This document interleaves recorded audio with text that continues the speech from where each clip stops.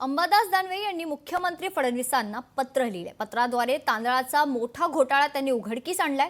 तांदूळ वाहतूक संस्थेकडून तांदळाची तस्करी सुरू असल्याचं त्यांनी म्हटलंय। तांदळाची तस्करी करत पैशांचा अपहार केल्याचा आरोप देखील दानवेंनी केलाय। तर शालेय विद्यार्थ्यांना मिळणारी तांदळाची परदेशात तस्करी सुरू आहे असा आरोप देखील अंबादास दानवे यांनी केलाय।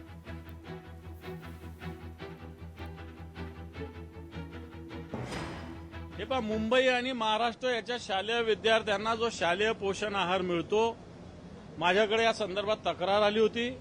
शालेय पोषण आहार वाहतुकीचा खर्च मुंबईमध्ये 1400 रुपये आणि महाराष्ट्रात 15,000 रुपये। आता मी सहज विचारलं की इथं 1400 रुपये कसा परवडतो आणि महाराष्ट्रात 15,000 आहे।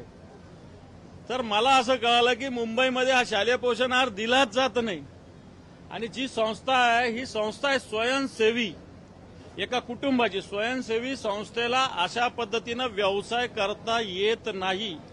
या संस्थेनं एनजीओच्या नावाखाली हा संस्था व्यापार करते। व्यापार करत असताना सर्वसामान्य गोरगरिबांचे जे मुलं आहे यांच्या पोटावर मारण्याचं काम करते, पाप करते। म्हणून हा आम्ही निवेदन सरकारला दिलेला आहे। परंतु येणाऱ्या काळात याच्यावर जर सरकारने कारवाई नाही केली तर मला असं वाटतं रस्त्यावर उतरून या संस्थेच्या विरुद्ध आम्ही आंदोलन करू। लोकशाही मराठी ऐका, पहा, जागरूक रहा।